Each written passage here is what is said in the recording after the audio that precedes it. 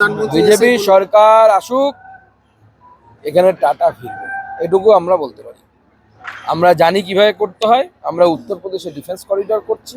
ভারতবর্ষে দুটো defence corridor, একটা উত্তরপ্রদেশ, একটা তামিলনাড়ু, আর কোথাও নেই, আমরা করছি। 2012-তে সুপ্রিম কোর্টের রায়ের পর জমি ফেরত পেয়েছে, কিন্তু এখানকার চাষিদের যেটা দাবি, তারা শিল্পও পেল না, চাষ করতেও পারছে না। মমতা বন্দ্যোপাধ্যায়ের পাল্লায় পড়লে ওরকমই হয়। মমতা বন্দ্যোপাধ্যায়ের পাল্লায় পড়ে নাকও যাবে, নুনও যাবে, পাবেন না কিছু। মমতা শুধু নিজের পরিবারের জন্য নেবে, বাকি কারোর জন্য কিছু করবে না। আমরা সবাইকে আসতে বলছি, সবাই আসুন। এ তো বিরাট বড় ব্যাপার, বিশ্বের সব থেকে জনপ্রিয় নেতাকে শোনা, মানে এমন একজন রাজনৈতিক ব্যক্তিত্ব যিনি ক্ষণজন্মা, খুব কম মানুষ এরকম জন্মায়। তাকে শুনবেন, সামনে থেকে শুনবেন, তার চিন্তা ভাবনা আমরা সবাই জানবো।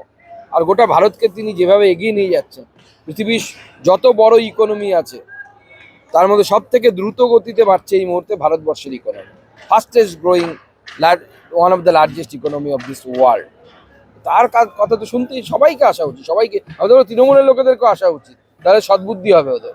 প্রতিটা রাজ্যই তার নিজস্ব একটা শিল্পায়নের জন্য একটা মানে আছে, সম্মান আছে। সেখানে পশ্চিমবঙ্গে শিল্প নেই তো। মুখ্যমন্ত্রী চান না যে শিল্প হোক। মুখ্যমন্ত্রী চান মানুষ গরিব থাকুক, মানুষ ঘুগনি বিক্রি করুক।